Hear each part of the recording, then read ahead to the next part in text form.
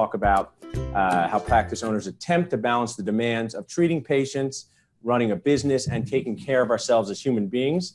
Because I don't know if you can see this, but if you can, I said dentists are people too, I think. So I know it's tough. I was actually just saying this. I went to the gym yesterday to try to just look like you in one day, Dr. Yaz. I don't think it worked. Oh my gosh.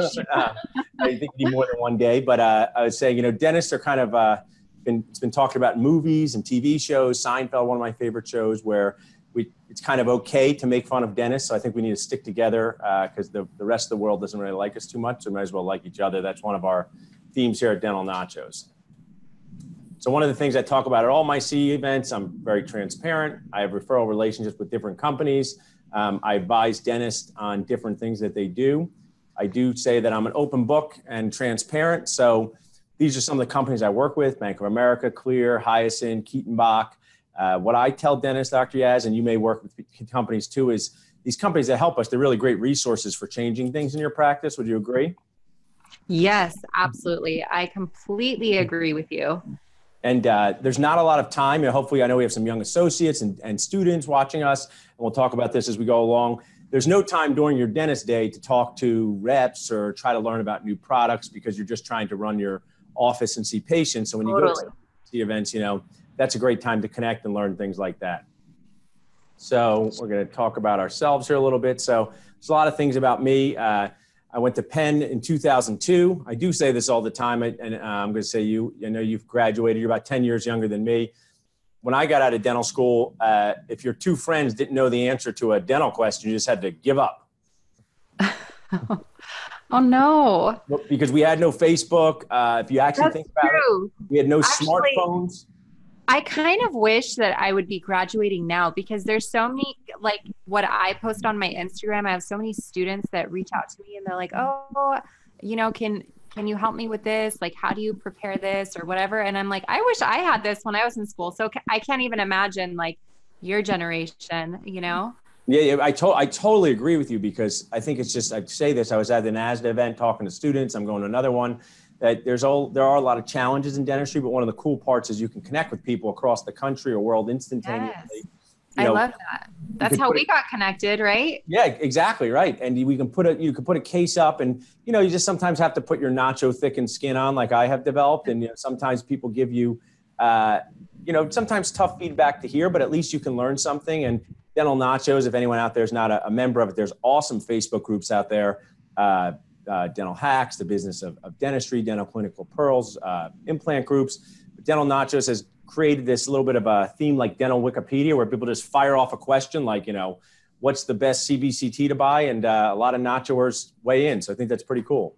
I actually really love your group because it's so interactive and I feel like you're in there so much, which makes it even more special because sometimes the creator of the group gets lost and nobody even knows who it is anymore. So I love your group so much.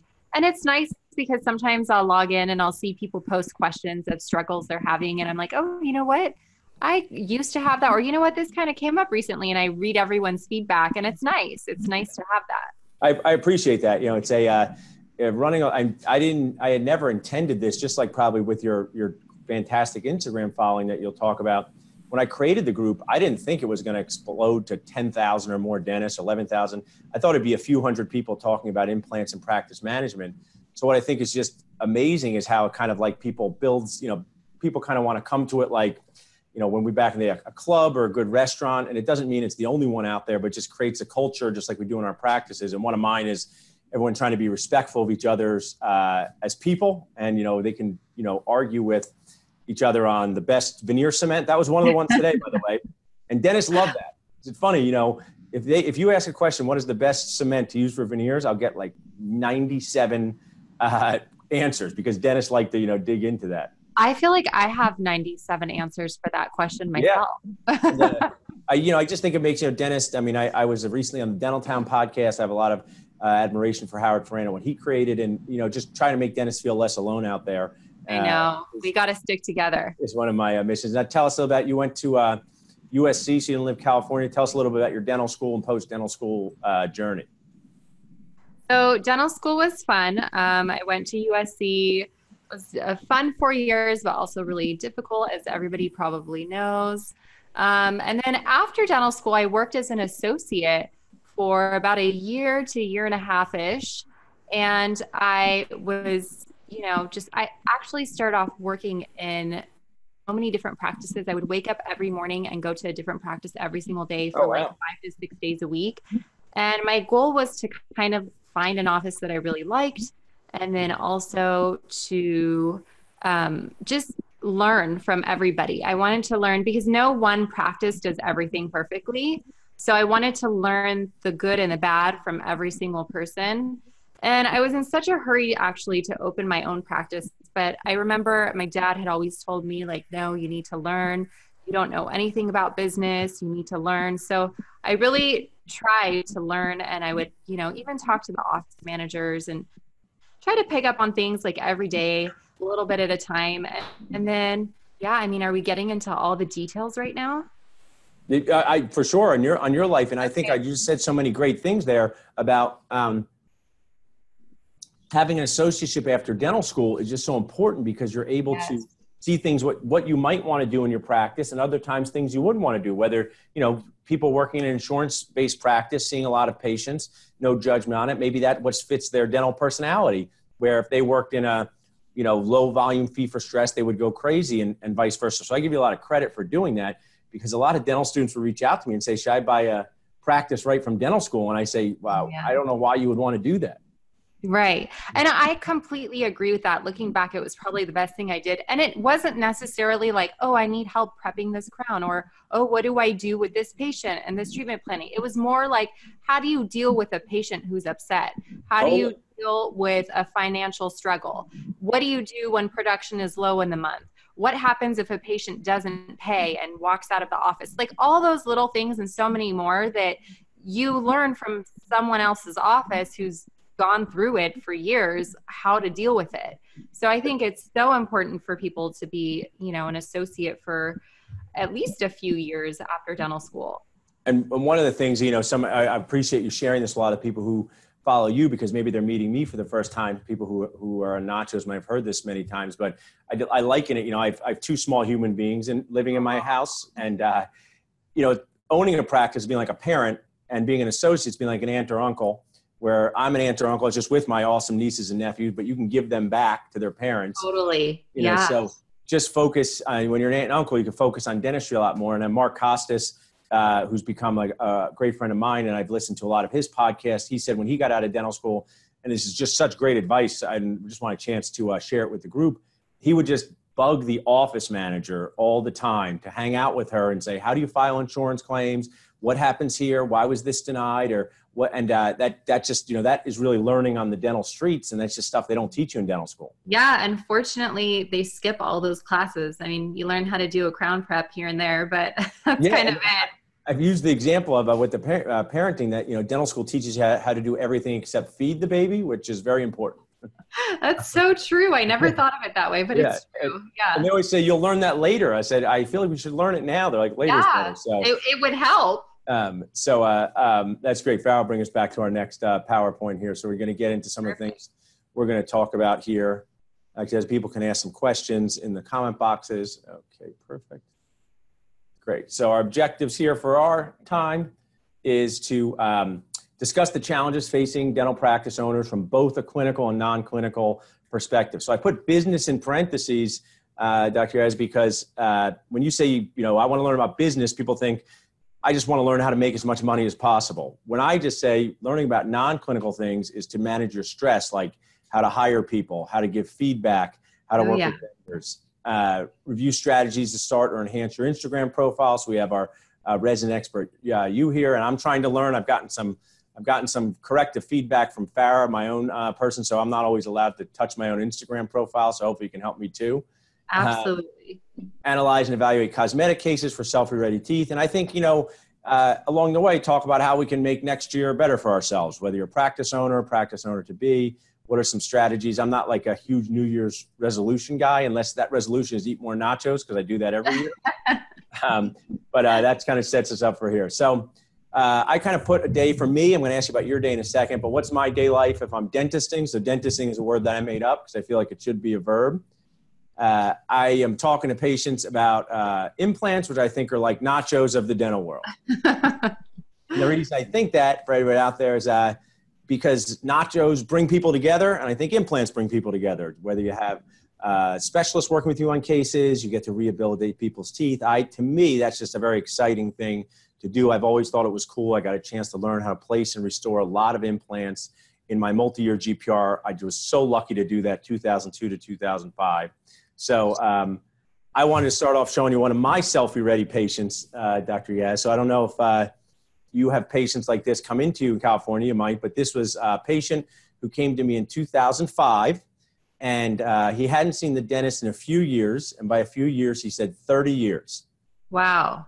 So he came in and he thought to himself, I'm just going to get my teeth cleaned and be on my way. So the end part of this story, which you'll see in a second, I've come to know this patient very well, but he thought he was going to come in. His wife made him get his teeth looked at, and obviously he needs more than a cleaning here. So in a lot of the courses I teach, we go over how to talk to patients about this, but I just want to use this as one of my cases because we took him from looking like this in 2005, and by 2007, he looked like this. So that is life-changing. Yep, that's what Wesley said. It's a life-changing thing. And what I would like to encourage, because I know it's stressful to be a dental student, I know it's stressful to be a resident, I know it's stressful to be an owner, but we do get to do cool life-changing things for patients. And that is one of the awesome parts of being a dentist. And this patient is still friends with me, and we've become very close because that is us just a month ago. I love that. Oh, thanks. We have a thing, we do the new dentist boost camp for dentists 0 to 6 years out of school, and we have this social, and he actually comes, talks about his implant case, and then stays and talks to the young dentist about why he did this case and why he thought it was worth the money and how we changed his life. And it's really just so touching. You know, his wife, who was actually at the last one, said that we saved his life because he didn't think he'd be alive 10 years later because he just wasn't taking care of himself. I love that you're showing this and including this because I feel like people don't think we really make a difference in people's lives, but we really, really do. As dentists, like we take care of them and their health and like their self-confidence, and it really makes such a difference. Yeah, I agree with you. I'm on my group yesterday, and I love the interaction on Dental Nachos, and it can be, I say, spicy. It's okay for stuff to be spicy, and people have different opinions as long as they respect each other as people. But there was a case shown where, you know, a dentist had rehabilitated someone's entire mouth. And a lot of dentists said that was way too destructive, or they wouldn't have taken away that much tooth structure, but they don't get a chance to talk to the patient and see what kind of impact it had in their life. And there's different ways to do things, but I think they definitely don't go over that enough in dental school, because I think it would make dental students feel more positive about their career after they get out. Right. I completely agree. So this was my example. Now I put up one of yours here with the more traditional selfie-ready teeth that don't take, 4 months to integrate, not implants. So tell us a little bit about this case and your patient.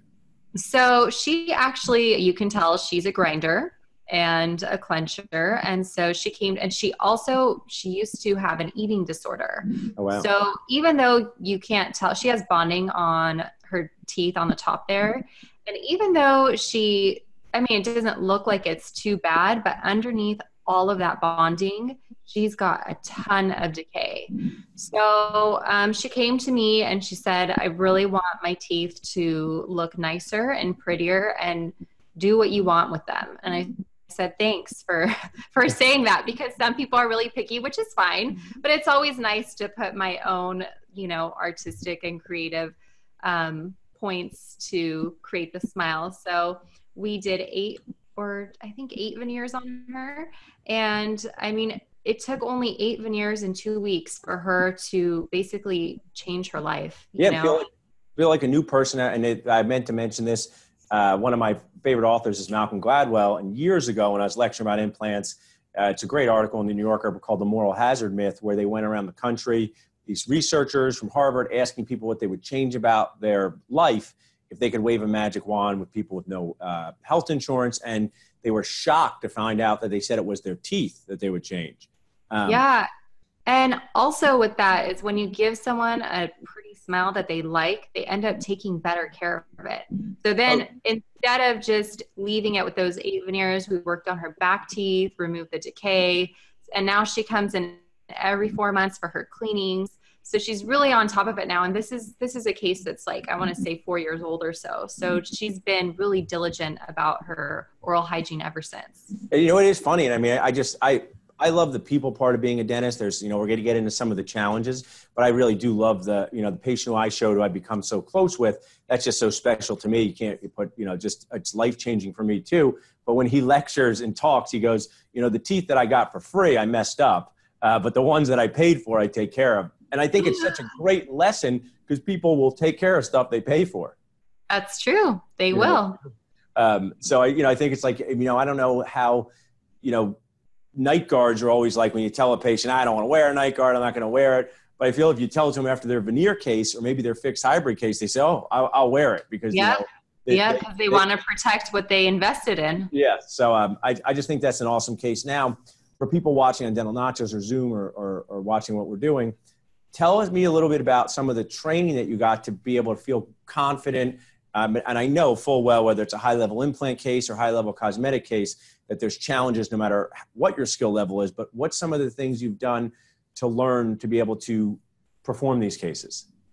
So I did a couple CE courses, which I actually thought were good, but I have yet to find one that I think is incredible. What I really did that helped me the most, and I always encourage everybody to do this, is I had a few mentors. So I found a few people who I thought did incredible work. And I would literally, in my first year of working as an actual dentist out of dental school, I would say, hey, can I just come to your office and just shadow you? And then I would ask them hundreds of questions. Oh, why do you choose this? Why do you use the cement? Why do you prep like this? Why do you do this? Everything. Why are the temporaries like this?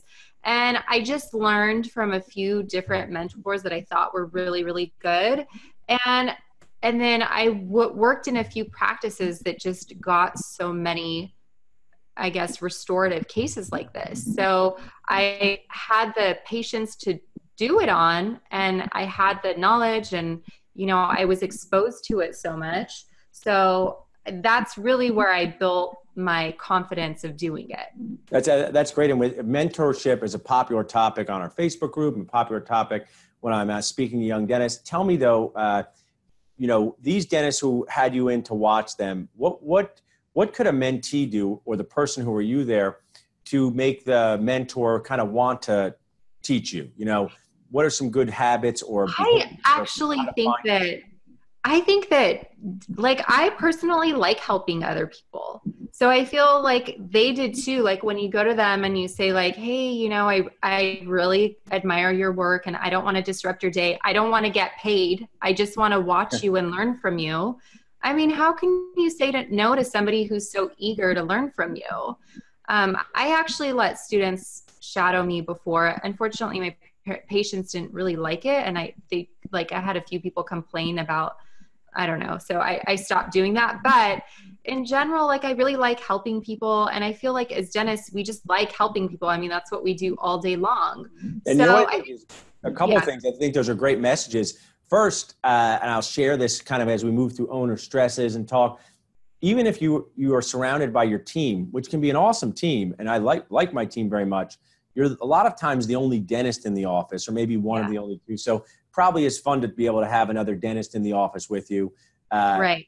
Because, the challenging part about being an owner is that, you could have 10 team members and you could have the greatest team, but only you're allowed to press the red dental button, right? Because they can't do sometimes I want to say to my assistant, can you just go check that hygiene patient? But I'm like, oh yeah, that's illegal. So I know. Or can you just like remove all that cement for me? But you can't.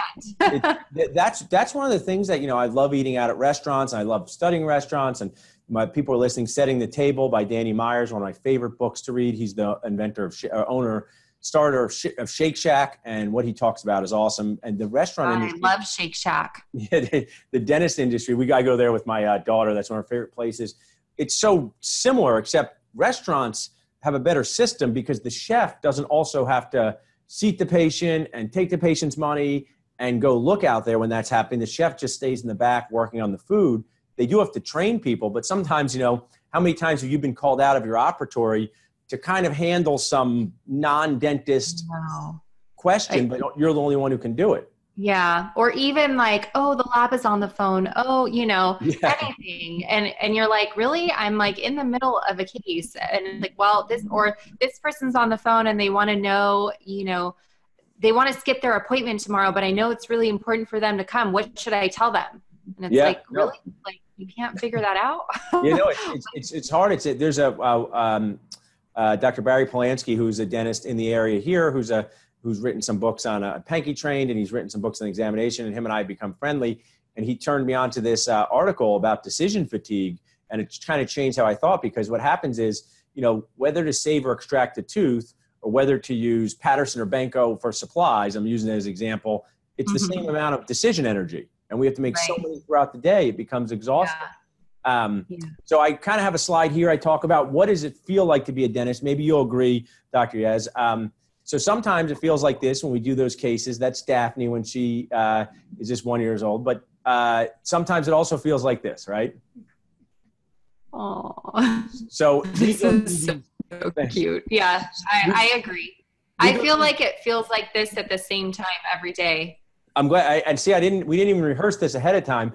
I said the hardest part about being a dentist, and especially an owner, is that you go through 9 a.m. on the left side, 10 a.m. on the crying side, 11 a.m. on the left side. And it's like an emotional roller coaster. And just in case any of you out there want to have co-produce small human beings like I have done, what happens when they get older? Same thing, because this was when I was in Arizona speaking for Mark's group, and she was at the Butterfly Garden. So we took her on this trip, having a great time. So on the way home in the plane, I sat next to her and I said, you can't eat all of your goldfish before we take off. And that's the face she gave me. So that's what it's like to be a dentist on the inside. And what's hard is I had given this, and I still do to some degree, give a course to dental students called I'm a Dentist Now What? And I love doing it. And I said, it's like being the star of a Broadway play that nobody wants to see. That's true. That's true. So you have to keep all this on the inside. So we'll talk a little bit about some of the things we do to manage that. So what are some challenges that I face, and maybe you could agree to? Dr. Yazdan, add your own. So we work in a super small, hostile environment on humans that generally don't want to be there. Would you agree with that one? I agree, but in the same way, I don't know, I feel like a lot of my patients, they always make it known, like, I like you, I just don't like being here. But I joke with them and I say, you know what? I feel the same way. I don't like sitting in that chair either. So, I mean, and truly, who really does? Even when you're doing something like a smile makeover, I mean, let's be honest, nobody really wants to get a filling done in the back of their mouth. But even if somebody is really excited to finally be able to get the work done that they've always wanted, like get a few veneers or get, their teeth, get an implant in their front tooth, they are excited, but they still don't want to be there. It's not fun. And what I would say is the patients who, if they're there for something they want, they won't miss that appointment, or right. They'll come to us, but there's just a lot of maintenance things that aren't as fun to do. And one of my lines, and you can feel free to use it when people are in the maintenance one, is if you could drop your mouth off like your car, it'd be easier for both of us. And they laugh a little bit because they realize we're in it together. I also would find that, working with numerous materials and supplies that we change hour by hour, from fillings to implants to removable, it's tough to switch gears. Patients' expectations may not be realistic. I mean, you've been a dentist long enough now, I guess. Have you ever had someone come in, it could be even from work done 20 years ago, and say, oh, I thought my crown was permanent?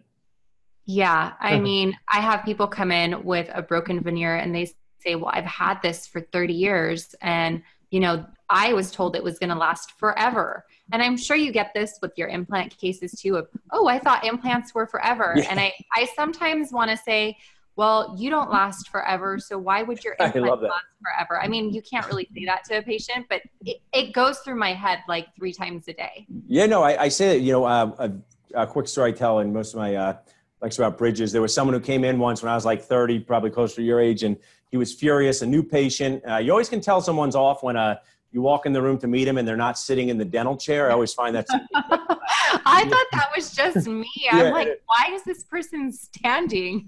Yeah. So he goes, I'm so angry.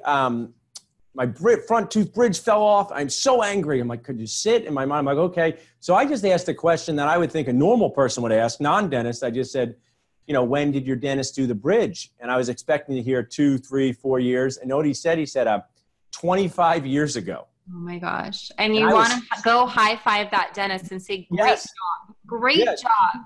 So one of my messages to the young dentist or any dentist is, and I say to patients when I finish something and I put something in that I call it long-term, your long-term crown, not permanent. I say, you should expect to get 5 to 8 years out of this. And I just give them a range, because then if they get 7 years, they find it normal. But I think us as dentists, because they don't teach us in dental school, we don't really know how to set their expectations. And that's why so many patients think these things are forever. Yet they eat 1,000 meals a year, and that was 25,000 meals on that bridge. And I stuck up for that dentist and said, how many cars did you buy in 25 years? And he kind of got it. Still mad, but he got it a little bit.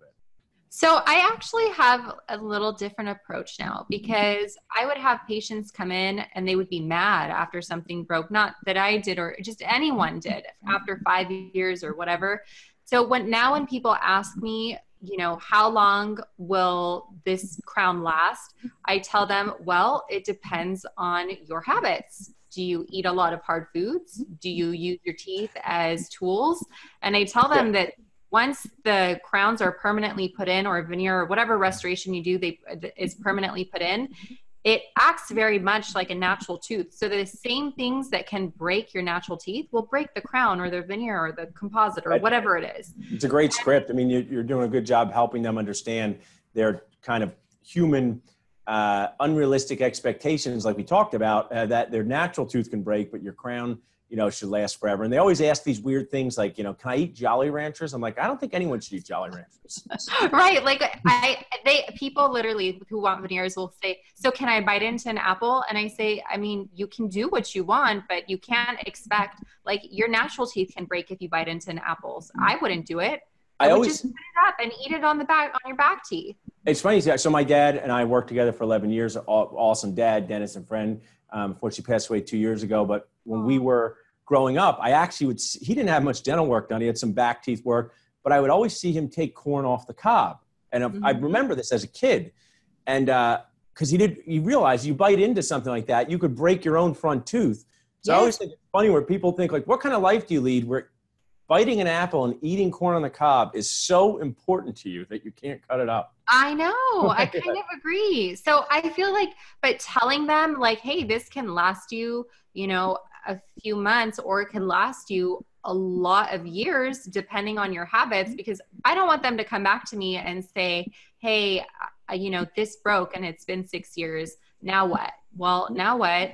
I don't know what you're doing. I don't know what you're doing when you're not here. Yeah. So, and then I also tell them we are working with materials, and materials do have, an expiration date and they can fail.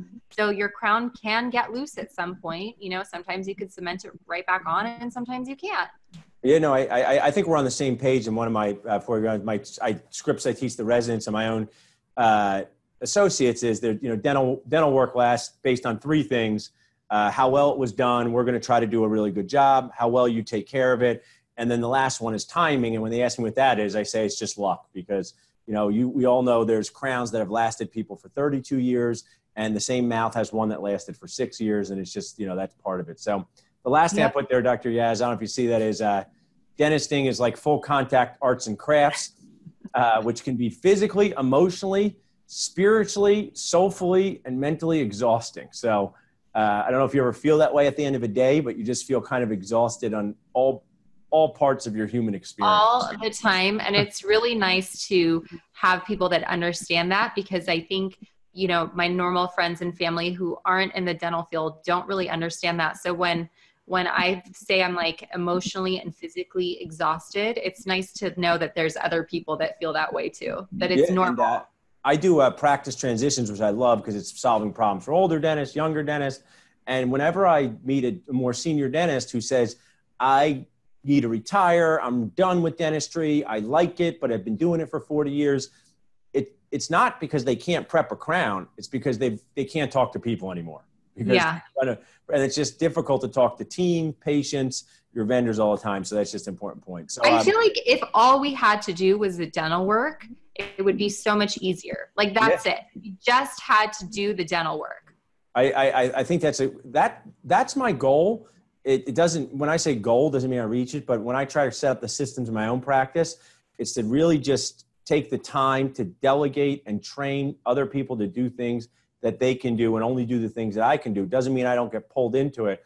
But one of the things that, when you talked about it when you were an associate, you got to learn from being in other environments and seeing what worked and what didn't.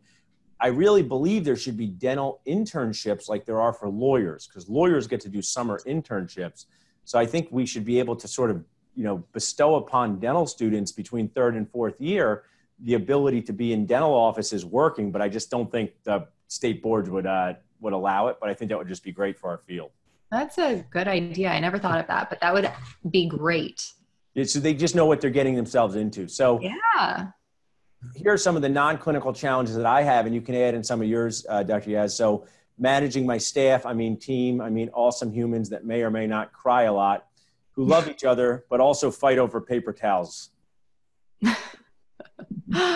I am so glad to see right now that somebody else's staff members fight over paper towels. I thought it was a joke, because literally I've had this discussion in my office where I don't care what paper towels we order, honestly, but one person wants a very specific type. And I was like, is this really happening right now? Just order them.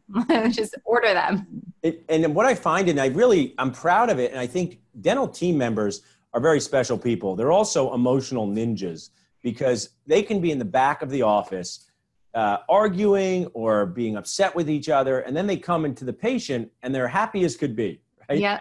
And then they go in the back and I say, why don't you treat each other like you treat the patient, right? But it's like a family where it's like, I can talk bad about my family, but you can't, right? So they feel very attached to each other, but sometimes it just spills over. But I will say this, if there's some team members watching, and I have some great ones, the thing that dentists don't think about this, the most stressful thing for a team member, especially dental assistants, is they don't have a real office of their own throughout the day. So sometimes I run and shut the door and don't answer calls for my name like some mom from the 1980s. So, we work in an old house office. It's cool, all these different little rooms, and there were sewing rooms, and that's where one of our patient care coordinators is. So this is a truthful thing I will share with Dental Nachos and the Zoom world. I will sit in that room and close the door. I will hear people calling for me. I will ignore it and figure, they'll just find me if they need to. So that is not easy. Dealing with dental insurances, P&Ls, and people that sell us stuff, marketing yourself and your practice. And I've I don't know if I've come up with this term, but I've utilized the Amazoning of dentistry. To me, what that means is Amazon was not around when I was younger, so you couldn't price compare everything. And I think patients are trying to sometimes do that to dentistry, and I think it's difficult because dentistry is not a commodity, it's a service. Any of these things affect you in your practice, Dr. Yaz? Absolutely. The Amazoning term that you came up with, I have a patient who, we have a specific price for our crowns and veneers, and they literally, she was in my office a month ago and she said, you're going to charge this much for this. And I actually don't do my own financing. I have my office manager deal with that because I don't want to deal with any financial questions. And then, so when I walked in the room to take an impression, she got mad at me. And I said, we have fees that we have to do. If you want to talk to my office manager about that, I could bring her in. And then on the flip side, she comes back and she wants, all these kinds of discounts. Oh, I'm just not going to pay that much. I have a dentist who will do it for half the price. And I said, okay, well, you're welcome to go to that dentist. Do you know how hard it is to prep 10 teeth? Do you know how much my back hurts? Do you know how much liability I have? Do you know how much my overhead is? But I can't say all those things. But, it's a challenge. It's a challenge to get people to understand that. Or how about when a patient comes in and they have a tooth that's hurting and you have to take an x-ray and they're sitting in your chair and then you want to charge them to take the one x-ray and you're going to charge me for this? Why are you charging me? And I think I've never gone to a doctor's office in my life and not expected to pay something. you know, and we don't charge an arm and a leg for, you know, one x-ray or like one quick visit. It's nothing. But, you know, once you sit in the chair, we have to wipe it down with cavi wipes. We have to change the headrest. Oh, I agree. These are all the things. These are all the things they should be teaching dental students to see what it costs. So I don't know. I'm one of my people I work with is Keaton-Bach, and they make this material Silginot, which is an Algin alternative. And one of my big things is Algin does not make any sense to me. I don't know why we use it. And one of the reasons is, you know, if you take an alginate and you have to pour it up right away, the teeth can break, assistants have to run and do it. Even when I was new in practice, before Silginot, I was ordering really cheap PVS because I'm like, I said to my dad, I'm like, this alginate thing, it makes me look bad. Patient might have to come back. And that's why they've never taught dental students that it costs money for the assistant to pour up the model. It costs money to keep the stone. They don't really, restaurant owners look at this in detail, and they should have us dentists do that. One thing that I was always the person who was kind of into the practice management side of the practice. I was with my dad and brother, but he had some good pearls, as most senior dentists did. People would say the same thing to him his whole life, and he would have a great line for them. And I think anyone could use it, and it's worked, and some people have done it. If someone's really annoying you, just look at him and say, when it comes to healthcare, it's usually best not to pick the cheapest option. Right. Yeah, it's true.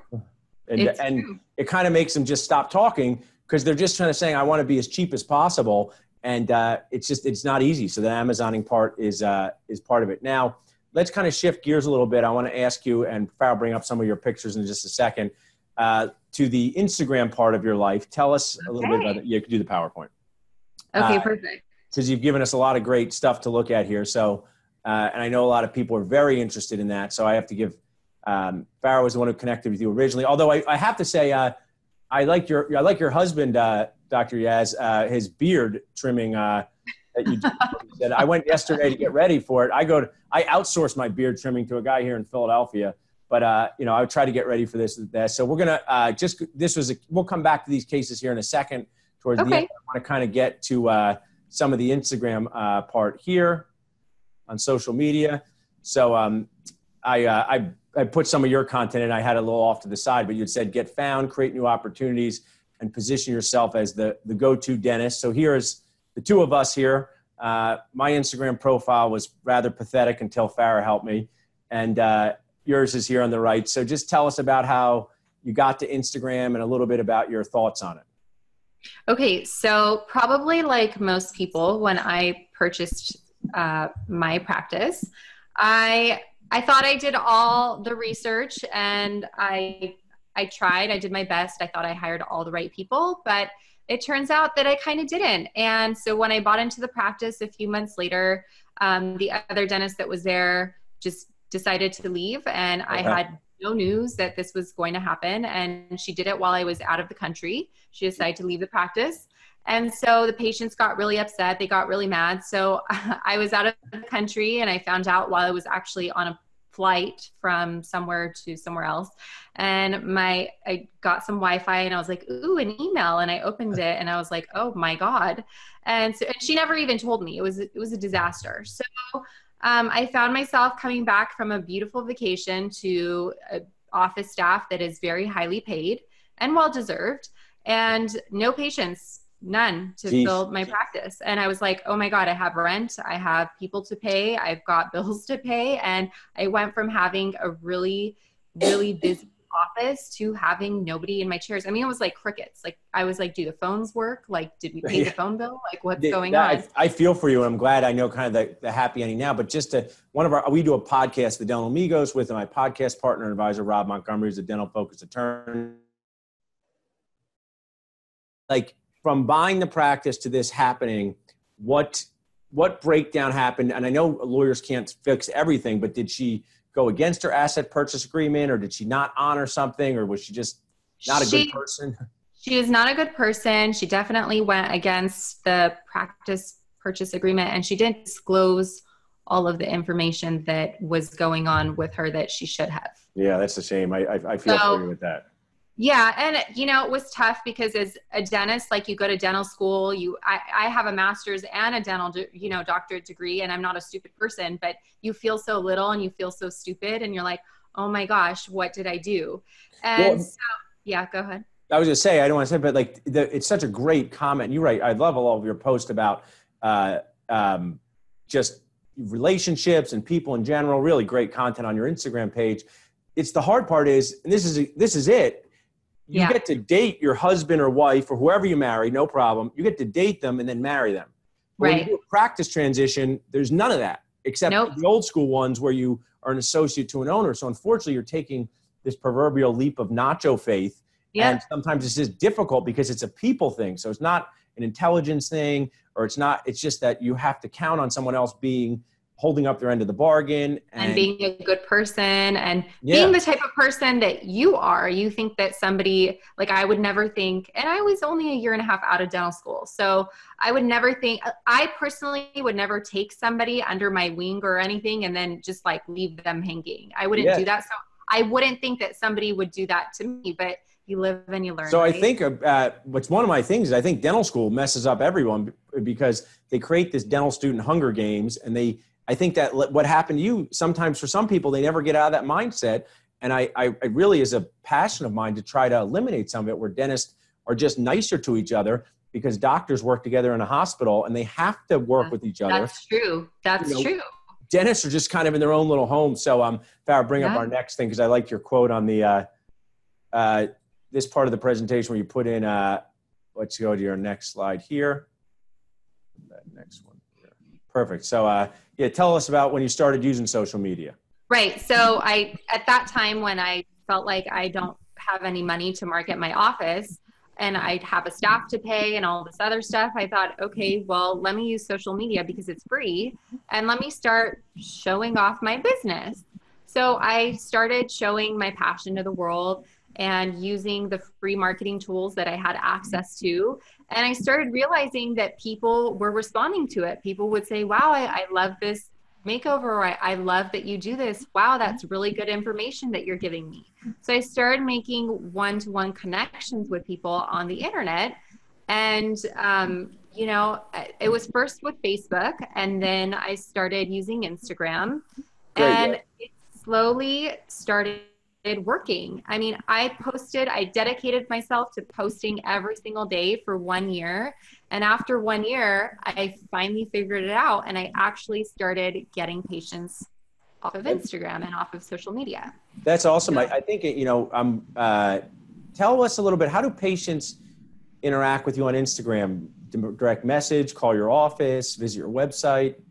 So all of it. So that's really important stuff to all have in your profile. You want to make sure that your website is there, that your phone number is there, your email contact address is there, because those are all ways that people can contact you on your Instagram page.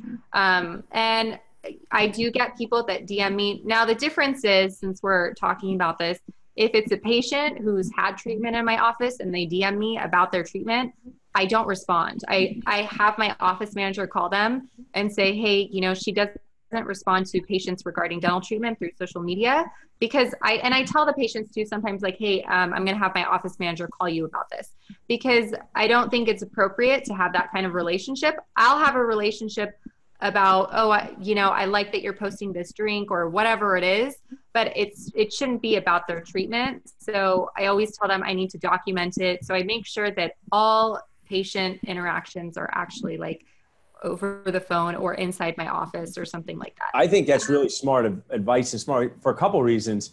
I think our generation, and I'll put you in with me, with utilizing texting and utilizing our smartphones all the time.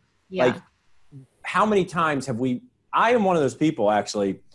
I will only text things that I'm okay with people reading in any context. Yep. Because how many times you mistexted, bring home takeout to someone else, and they say, what? And imagine you said to someone on a DM, sorry, your veneers are sensitive. And they said, could be even the wrong person, because I have a hard time. I'm on Facebook, my email, text messages, and it's tough on your mind. So I think that's really smart advice when it comes to clinical talk, for multiple reasons. One, like from the documentation standpoint, I agree. Two, and I find this on my Facebook group, things should just be taken out of context when they're written versus said. Totally. 100%. I try to tell my group to give I'm 41. If there's a 26-year-old dental student posting, and then they say this dentist was not very nice to me, and I go read it, and it may be from a 57-year-old guy who hasn't used Facebook his whole life. And when he says teeth too long, right, that might just be how he interacts. And I actually believe that all this is going to become a language, just like we learned with talking, because to be able to post and do things, it's just can be taken out of context, the written word. So I think that's really smart of you. Farrah, take us back to the, Farrah put, this is one of my new close friends, Todd Fleischman, who is one of these cosmetic dentists like you. I would love if he's watching. But on the right, that was, we posted on there. That's our highest that we got. This was our highest post of all time at the time. Yeah. So I have to give Farrah and Ariel credit. They went and visited him. He was one of our new dentist boost camp instructors. He talked about high-level cosmetic cases. We brought him some prizes. So that was me trying to show off for you. So I know you get 100 likes within 5 seconds of your Instagram post, Dr. Yaz. No, that's not true. No, just true. But that was one. But at least I'm talking to you as my dental nachos person, not as necessarily even a dentist right now or as a dad. This was one of the posts that we did to kind of share what we do at Dental Nachos with the group. And I just think it's cool that you can do it instantaneously in a much different way than Facebook. I mean, I just, totally, I like, there's less interaction sometimes in a good way on the actual photo or the post. And I think there's something a little more positive about Instagram than Facebook to me. That's just my perception. I love Instagram. Yeah. I think it's so simple.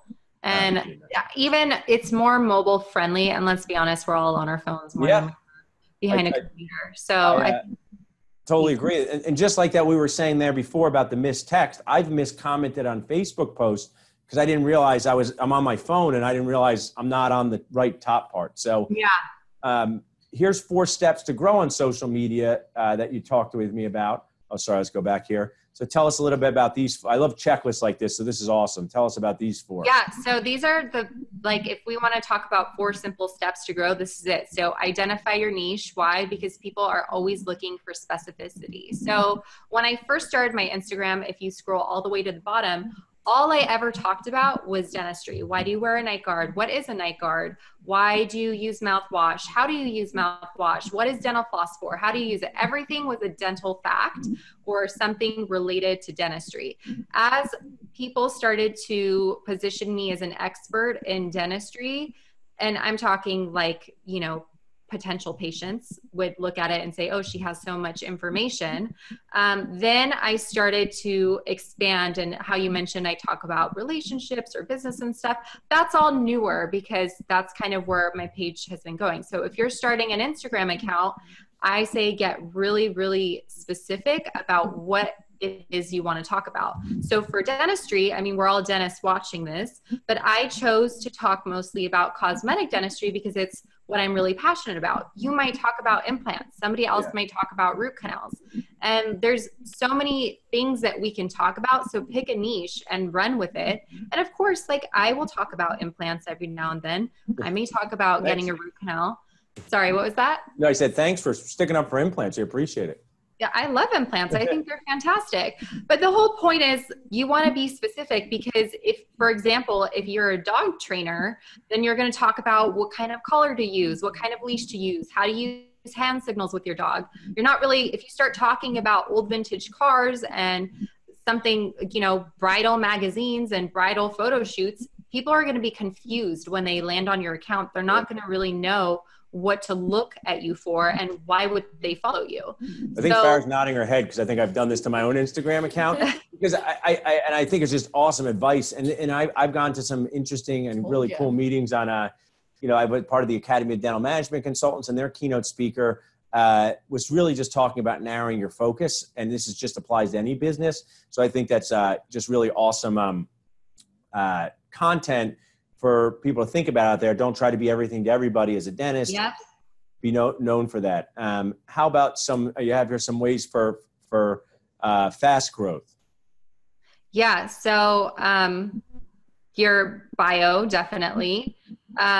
And that's what people see. So like your elevator pitch, just as you brought up that on the screen. So if I was to step in an elevator with you, by the time we get from floor 1 to floor 4, if I say, hey, so what do? You better tell me within those 4 seconds or 9 seconds or whatever it is, exactly who you are, what you do, and why I should be interested in you. Otherwise I'm leaving. So your bio is super important, because you want to know exactly, you want to give all the information really easily. I mean, before, when I first had my account, it was like, I love my fur baby. I love Orange County in LA. I love tea. But it's like, if somebody landed on that page, why would they come to me? They wouldn't. They would think, you don't know why would I come to you as a dentist? So, but now when I put things like, I expert in reconstructive and cosmetic dentistry, people might scroll down my page and see what I have to offer.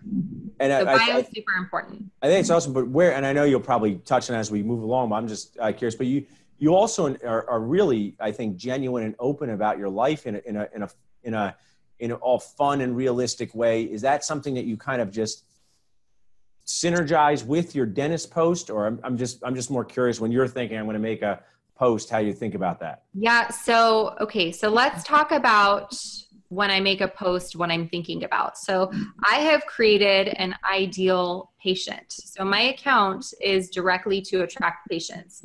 Now with that, like I said, my account kind of grew, and now I use a lot of more personal things in there, because I want people to know me. I want people to understand who I am. And if they like me, they'll come to me. And if they don't, they won't. And that's okay. Because if you don't like me, I don't want to work with you anyways. Right? So I know it's easy to be like, oh, I want all the production, but you don't want the production that's a headache. So you want people to actually like you. Yeah. So I create what's called an ideal patient. Everybody should have one. You should have one. I definitely have one. My gal's name is Olivia. Olivia lives in Newport Beach. She drives a white Range Rover. She has 2 kids. She doesn't work, but she wants to work. Her husband is very successful. She shops at Fashion Island. She wears Lululemon. I mean, this sounds like a real person, right? So she's completely fabricated, but I know her so well that every time I'm posting, I think to myself, is Olivia going to like this, or is she not going to like this? And if Olivia likes it, then I post it. If Olivia doesn't like it, then I change it and I post something else. So the reason I do that is because my goal is to attract one kind of person. Even though I'm attracting one kind of person in mind, I will attract other people. It's just the way it works. But when your message is so specific for that one person, and it works so well, it's crazy to me, because I will literally tell myself this is exactly what I want to attract with this post. And then people will message me and be like, oh my God, you took the words right out of my mouth. That's great. Yeah. And that's the goal. So when people look at something and it was made for, like, for example, if a plastic surgeon hopped onto Dental Nachos, they'd be like, what is this? Okay, I get it, but you know what? It's not for me. But when a dentist finds it, they know it's for them, right? It's so specific. It's for dentists. And so that kind of specificity, you feel like it's made for you, you're attracted to it. You want to know more about I'm going to name mine Nacho, the exhausted 41-year-old. Oh, look, it's me. No, but yeah, no, I think that's really important, because I think, before I was fortunate enough to have someone help me, I just really didn't know how it worked. And I'm adopting this new social media sharing communication way. And it's not that I'm messing it up. I'm just going about it in a clunky way. And I think having some systems, I love systems. So this is great. I talk about systems with my team, with my family, with my Nacho team. So I think that's just really awesome sort of soundbite, or just thing that someone could dig into who's watching, saying they're going to make their own Olivia, or they're going to make their own patient. And it doesn't even have to be, you could bring us back to the dog, because I saw you when I was going through this, and thanks for sharing all this stuff with us about the dog trainer. That's for a totally different market, right? I mean, that's just somebody, who's doing that. There it was right there. So this was you here, and I do have I found it interesting. You really like tea. Tea is your thing, not coffee? Tea is my thing. I don't like coffee at all. Yeah. Nice. And your verbiage. So that humanizes you, but you realize, like, I could see how trying to speak to the Olivia person you're kind of speaking about their life too, instead of Just zero. So I like this. So this is your bio here, the Smile Whisperer, expert in reconstructive dentistry. Now, you also attract a lot of dentists on your profile too, probably just because they're thinking of it from the other end, you know, how do you prepare these teeth? How do you do that? So there are a lot of dentists also interacting with you? Yeah, absolutely. And I love that. I love sharing. You know, I recently did a procedure where I was removing the white decalcification spots from someone's teeth. And I had a ton of dentists ask me, what system was this? What system was this? What system was this? And then I told everybody that asked me exactly what it was. And then at some point, somebody said, why would you tell someone your secret? And I said, what do you mean? They're like, why would you share exactly what it is that you're using? And I said, why wouldn't I? Right. And then they said, because, you know, people won't come to you. They'll go to someone else. I said, there's enough room for all of us on the platform. I love that message. It's the same one I have for the group. And I'm just so glad you said that, because we should share these things with each other, because we have this weird perception. And I think dental school creates it, that most patients, I mean, now with Google they could, but they don't even really know who the other dentists are. They just want to go to you because they like you, and there's enough patients for everyone. And just like you had said, John Coyce is one of my, you know, kind of dentist idols, and I saw him speak years ago. There's a book called Raving Fans, which he makes all of his team members read.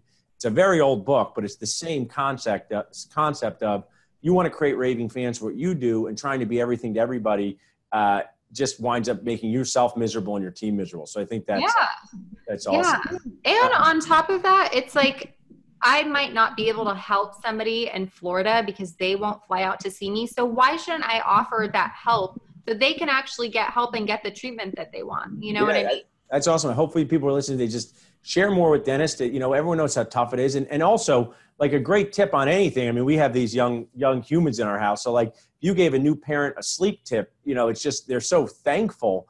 That's kind of the point of life. And, you know, not to hoard all yourself anyway. Now, tell us a little bit about some of the growth, about what you offer. I know you went over this and how it helps and why it matters, but anything else with creating your profile about these talking points? As far as your profile, I mean, I just think as long as it's clear and concise, I think that you should be golden, you know. And then when they scroll down on your feed, I think 80% of your content should be related to what it is that you do. And then 20% of it can be kind of whatever you want it to be, as long as it's appropriate.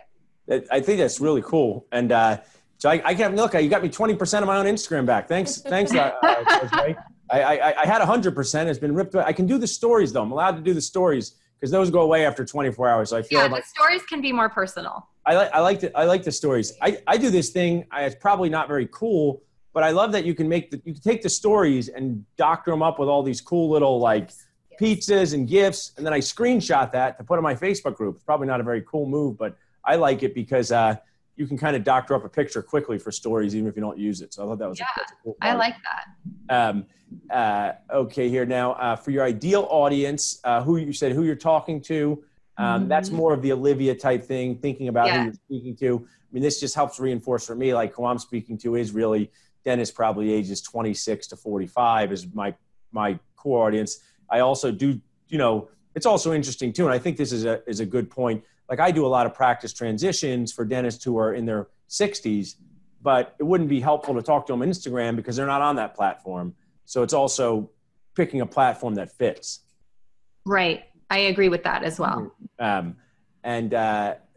like some of these quotes that you had here. I'll let you read it and sort of repurpose however you want. Our audience can kind of read it as we go along too, but share with us what what take-home points were here.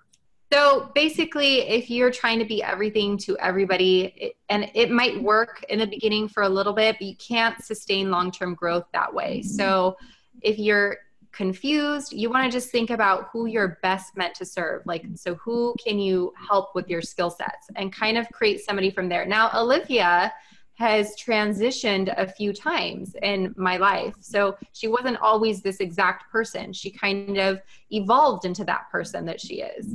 Yeah, she'll probably grow up with you as you change as well. Exactly. So the whole point is, when you're talking to everyone, you're really talking to nobody. So, you know, going out there and trying to please everybody with your content every day, it's not going to work. But when you narrow it down and you're talking to that one specific person, then you'll start attracting that one person. For example, you know, my mailman might not like a photo of me and my dog Napoleon sitting on my couch watching TV, but Olivia loves that. She eats it up, you know? So that's what I post. Okay. So I wrote here an example, like a bride looking for a wedding photographer.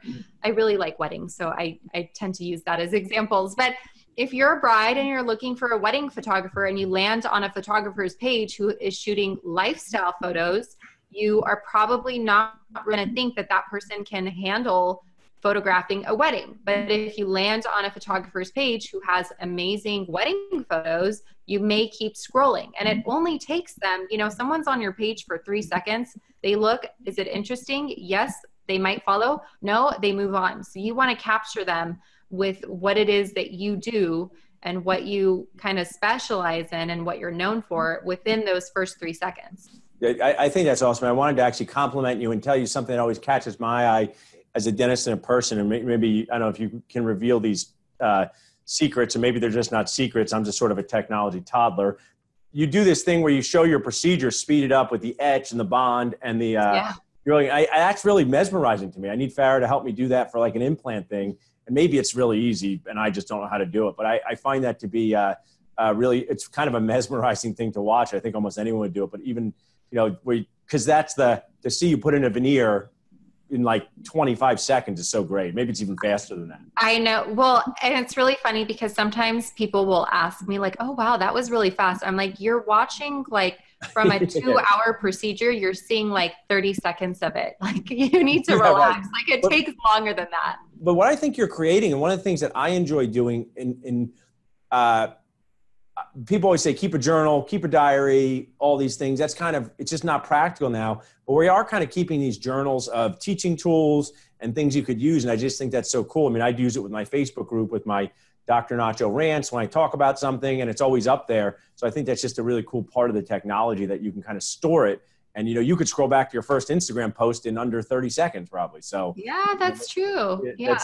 And you could probably send a dental student to look at one of your quick clinical things. While that wouldn't be necessarily how they could go do it on a patient, at least just gives them a quick broad picture thing. I mean, I think all these things have always been the same. My dad actually would have these Gordon Christensen tapes when I would be in dental school, and he would make me watch VHS tapes, and he would have books. So it's no different. It's just that sharing this information, I think for our generation, like we talked about, it's just become so much easier. Yeah. I love that.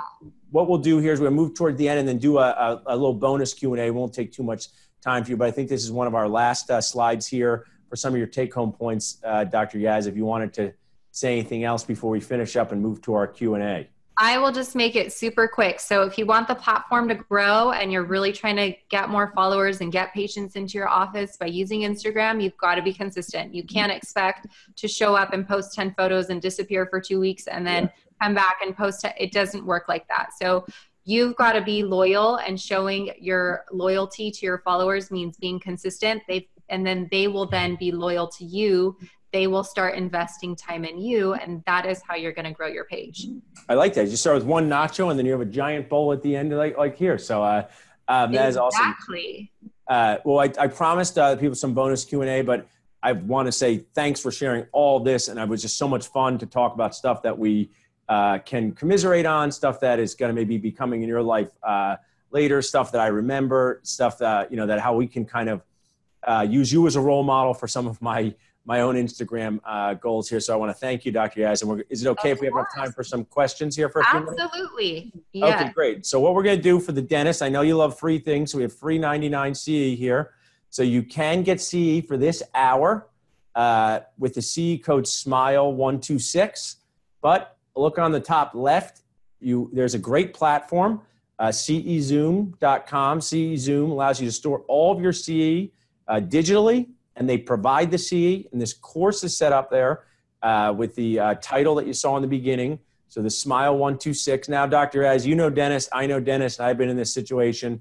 So even though we have given these instructions, if you have any questions, you can email Farrah@dentalnachos.com or Donna at dentalnachos.com, DONNA@dentalnachos.com. So we're going to go to our bonus Q&A section from some people here. So where can I get the kind of mentorship I can get a taste of insurance reimbursements and a large non-insurance base? So where can I get a kind of mentorship, let's say, where you could get some non-insurance type practices? Do you have any comments? We don't expect you to have every answer out there either, by the way, Dr. Yaz, but where would you find some mentorship, implants, veneers, things like that? Okay, so someone that would mentor you in implants and veneers. And okay, so what I would do is I would start scoping out dentists in your area and within like 45 minutes driving distance. And I would go to their offices and ask to talk to the doctor and say, you know, do some research, make sure you actually like that person and see what they have online, right? And then go there and say, can I talk to the doctor? I'm a student, or I'm, you know, newly out of dental school, or I just really want to refine my craft, and say, can I just get some help from you? I'm really interested in this and I want to learn from you. I like your skills. I like what you've put out there. And you'd be surprised. Most people, I think, would be willing to help. What do you think? I think that's a great tool. I think that a lot of dentists be willing to do that. What I will add to that, and prior to being the Nacho guy, I was just Paul in Philadelphia running CE courses. So I do feel, and this is one of my Nacho soapbox, please, is that live CE locally is very important because dentists get to see each other, different generations. And if we don't support it, it's going to go away. So I think another way is to go to some local CE study clubs.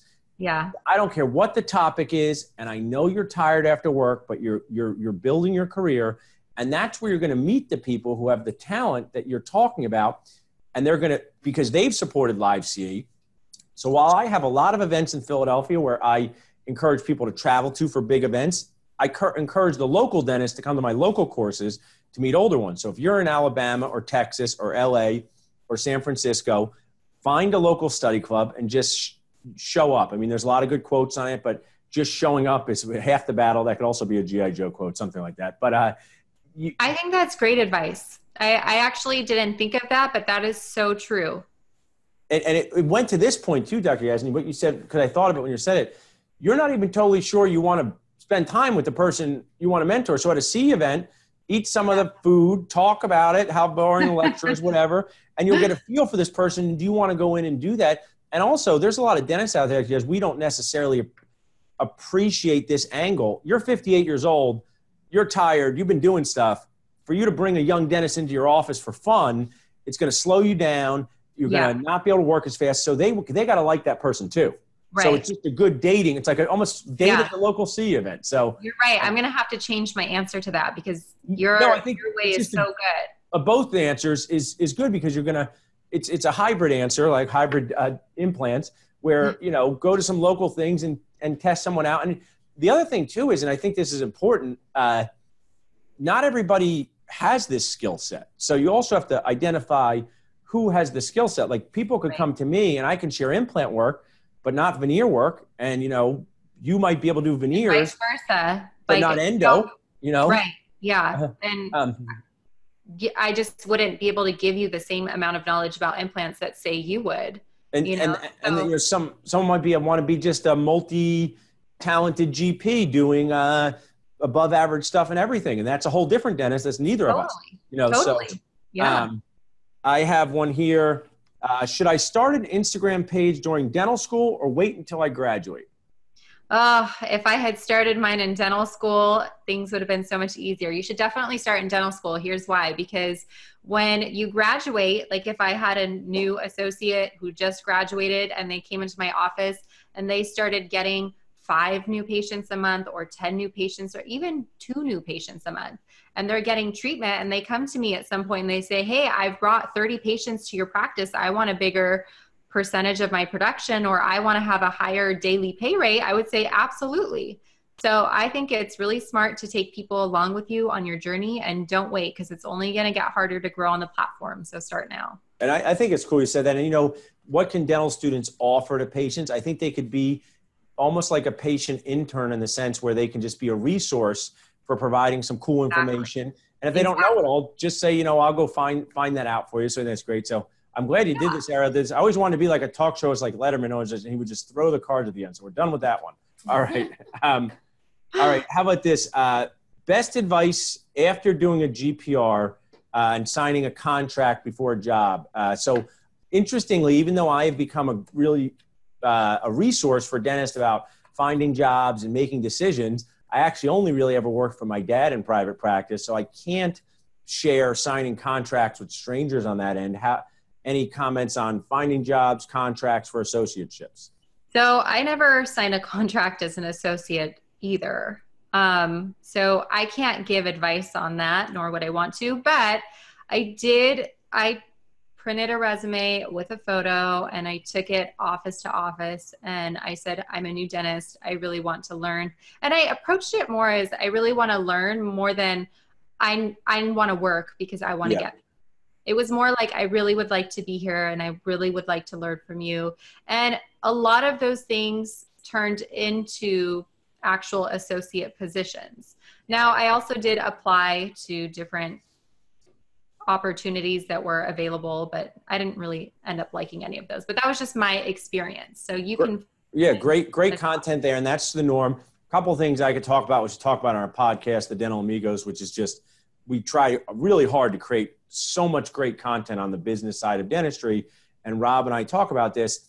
So it's actually to the advantage of the associate not to sign a contract, because then you can leave whenever you want, no restrictive covenant. However, would you want to work for someone who didn't have their act together to offer you a contract? So all of our associates have contracts because they manage their expectations. What's your daily guarantee?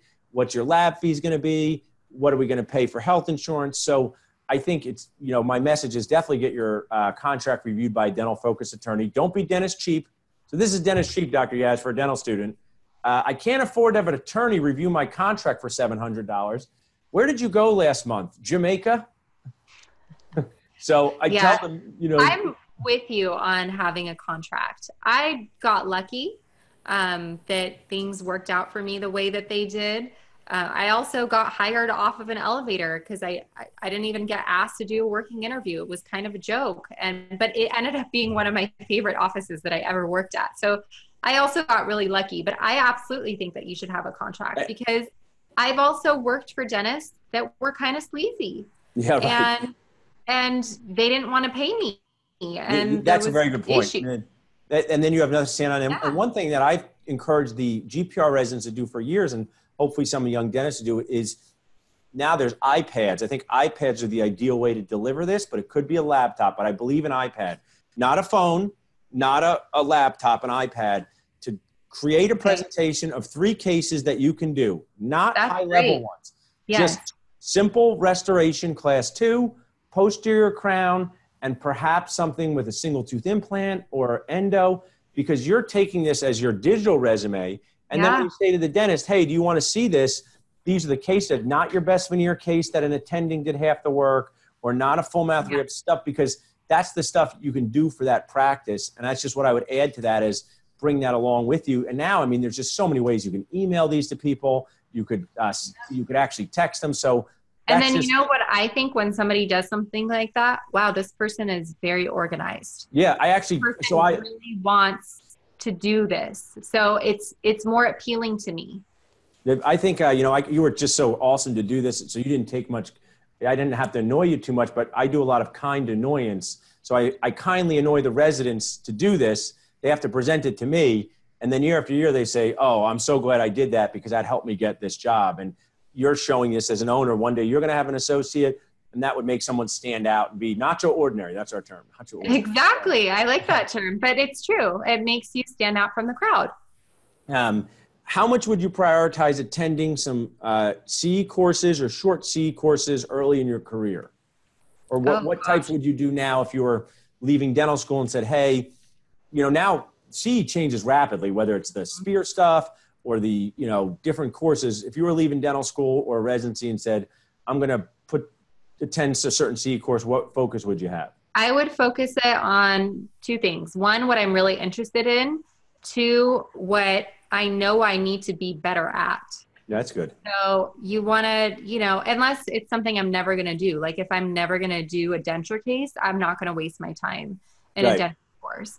But if I feel like I'm not doing composites as well as I should be, or I don't understand materials as well as I should, then I'm going to take a course on that.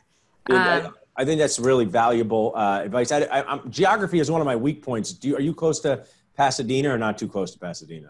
I'm kind of close to Pasadena. So too bad, because I gave a lecture on a Sunday in Pasadena, California, about 6 months ago. And Okay. I walk in, none of the dentists are sitting next to each other because that's how dentists operate. I'm like, sitting near each other, you crazy people. But it was cool. There was people, second-year dental students up to 56 years in practice. So throughout my day, find out where everybody's at, get to know them, just put stuff up on a board. And it was interesting. I actually said to them, what's the toughest part of every case? They said getting the patient to say yes or accept it. And then I said, okay, raise your hand if you have ever taken a course on patient communication. And only like 3 people raised their hand. But then I actually thought, in the moment actually, who even sees these courses advertised? And no one raised their hand. So we're missing. I know I teach someone, it doesn't have to be all mine. I know Paul Homley has a book, and we need more courses for young dentists on how to talk to patients. Totally. Because that's what you said with how to deal with. Yeah. So, let's say we're going to give 2 more with Dr. Yazdan. You can reach out to her afterwards because she's been so generous to give us her time. What if you are a young dentist and you're out of touch with social media? Do you just dive right in? So let's say you're a young dentist, but you say, I'm not doing any of this. Where would you start? With which platform? And is there any way they could learn how to kind of start from square one? So I would say kind of what you said in the beginning, like find out what platform is best for you and where your ideal patient would be. So my ideal patient is on Instagram. So that's why I like Instagram. But yours, if you want like an older demographic, you might want to do Facebook. And, or if you really like doing videos, maybe try YouTube. But if you don't like doing videos and you just want to spend time doing photos and stuff, then probably, I don't know. I really like Instagram. But you really want to focus on where your ideal patient would be and what platform you like to use. Because like, for example, I don't really like to use Twitter, and I might be missing tons of opportunities on Twitter, but I don't like to use the platform. So I'm not really on it. But I really like to use Instagram. I like the platform. So I'm on it all the time. Same thing with Facebook. I like it, but I don't like it as much. So I'm not on it as much. Do you, if you were to get content, would you read a book or would you listen to it on Audible? Well, I feel I like to read. I really personally love to read, but the problem is I feel like I have little time. So listening to something is a lot easier for me because I can put it on when I'm doing laundry. I could put it on. Yeah, I agree. So our team here, I got them all AirPods because they changed my life. We're going to send you Gary Vee's Crushing It thank you for this. So have you read that book or listened to it? No, but I've wanted to. Yeah, send that to Desiree. I mean, that book changed my outlook on social media. I think you'll love it more. It just talks about all the different platforms. What's crazy about it is while he reads his own audiobook. I mean, he updates the book verbally because by the time the book was written and he did the audiobook, so much had changed, but it talks about every platform. And I think you really would like it. The one thing that I can add to that, though, as a medium-age dentist, so you're not the youngest. I still think you're young, and I'm medium-age and 50 or 60. There are a lot of young people I meet at these conventions, and I say, oh, are you on Facebook? And they look at me like I've said something. I don't even do Facebook. But I have to tell them that's where all the dentists they want to meet hang out. So if you wanted to meet someone to marry and maybe you're a guy, you may not hang out at a golf course because you only see 1 or 2 women total when you're playing or vice versa. So younger dentists, these Facebook groups, whether it's Dental Nachos, Dental Hacks, Business of Dentistry, like the ones, Dental Clinical Pearls, there's other ones, Nifty Thrifty Dentists, all these dentists who you may connect with for jobs. I've made so many dental love connections through my group because I got a 55-year-old dentist saying I need an associate, and then I have 5 others. So I encourage them for their career development to join dental Facebook groups. Facebook groups are really where it's at. Yeah, and yours is incredible. Oh, thanks. I love doing because I just think it's cool. Everyone can talk instantaneously. Yes. And we're going to just do one more question, but I have my own personal question I'd written down for you because I'll tell you my answer. I think people would know it. So when you get up in the morning and you pick up your phone and you go to open it, swipe up to open it, do you check email, Instagram, Facebook, or another platform? What is the first thing you check? It would be Instagram. I actually hate email. And if I could take one thing out of my life, it would be my email. But definitely Instagram. You need to get like, this has happened to me. You just need to start a whole new email and leave your old email life behind and all some of those people. And you'll just, Oh my God. But then give it to certain people. I I get reminded know. to Bed Bath and Beyond and magazines and I get clogged up. So I unsubscribe from all of those, but just like in general. And then I get messages that, did you get my email? I'm like, I am so behind on my emails. Like, just relax. I will get to it.